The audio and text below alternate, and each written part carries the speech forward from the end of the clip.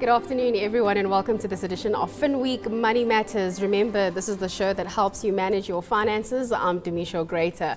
Coming up on the show today, we'll be talking about video on demand and how it will change the way the local broadcasting environment operates. We'll be looking at Sibanye Gold and the health of the local gold sector, and then we'll be discussing the prospects for the South African economy. So a lot to get through today. Before we get into all of that, do remember that we welcome your comments. So send your feedback to moneymatters@abn360.com. But first, let's take a look at the trend of the week.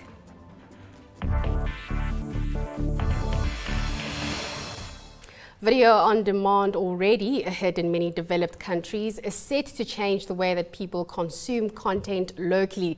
Industry experts are saying this digital disruption will be the biggest change to hit the television sector since the introduction of pay TV in 1986.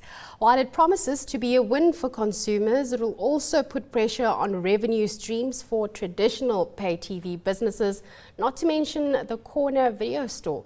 But in studio with me to discuss this trend is MyBroadband journalist Jan Vermeulen. Jan, thanks for joining me this afternoon. Let's maybe talk about what video demand is exactly. Yeah, as the name suggests, it's video that you watch on demand. In other words, it doesn't come to you linearly like we are going out there right now. Yeah. But that said, you also do put up little video clips online. So that's the difference. So this is linear TV. When you go and watch this on CNBC's website later as a video clip, that's on demand. Okay.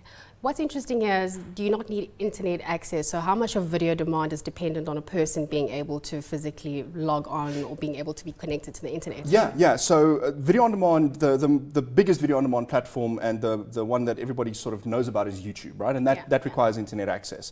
But there are video on demand platforms that do not require internet access. DSTV's box office system, for example, and they've got other stuff that they've integrated into their packages like Catch Up.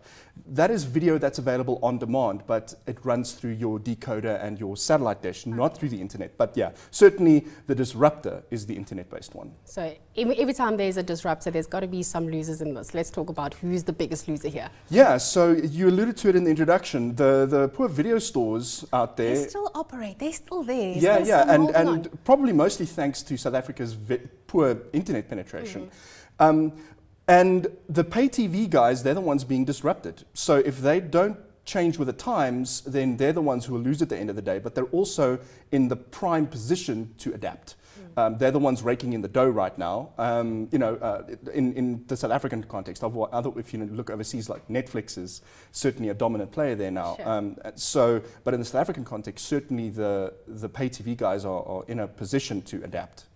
I look at CNBC Africa being traditional media home, although we've got other platforms. Would it be in our best interest to now start adapting to this video on demand, or do you think the fact that we've got other players coming in, should we just pack it up?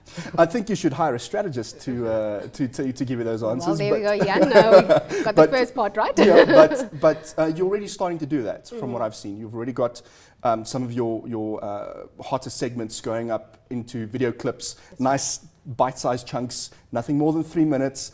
Modern attention spans are very short, that kind of thing. Right. The only thing I can advise you to do is maybe steer away from Flash, go more towards something like HTML5 video so that you can consume it on a mobile device. HTML5 videos for somebody like me, that means what exactly? That's a standard that was developed so that video, as the online video became more and more prolific, it was a standard that was baked right into the standards we use for web stuff. And the great thing about adopting a standard like that is that it makes it very easy to have video on a mobile device. Flash is not supported on any mobile device anymore, really. And so that's what YouTube used to be based on. And as modern players have moved away from that, videos become more consumable on mobile platforms. And so certainly if you're still trying to push a video on demand play out there using Flash, you're on the wrong platform. Jan, how competitive is this space? Very. And you are not going up against... So the thing about pay TV is you have very regional competitive spaces. When you are entering the video on demand space, now you're competing against the likes of Amazon, Netflix, YouTube. You're competing against big guys, big kahunas that already have a global play. And so that's why I'd actually say it was quite exciting to see a local player like Showmax coming online and saying we're gonna make a go of this thing, so that you know, we have some competency in South Africa when it comes to this sort of thing. So it's a great way for there to be some jobs in this industry in South Africa as well. Just a final one, I am concerned about the corner video store. I've asked you about this before. I happen to be one of the very few people still left that go to a video store and rent out a DVD. Is all hope gone here? Unless they adapt, but you know, they'll still be able to make a go of it for a while. But you know, office rental space and franchising costs and all that stuff, it starts racking up when your client base is dwindling. So you've got to adapt to those kinds of conditions to survive for a little bit longer. But eventually, we're all going to have internet connections. Eventually, we're not going to want to drive the kilometer or even 500 meters up the road to rent a DVD. You're just going to want to sit on your couch and watch it. Adapt, adapt, adapt. Jan, thank you so much. That was Jan Vermeulen, journalist at MyBroadband, telling us about video on demand. Stay tuned. We've got Killer Trade coming up next.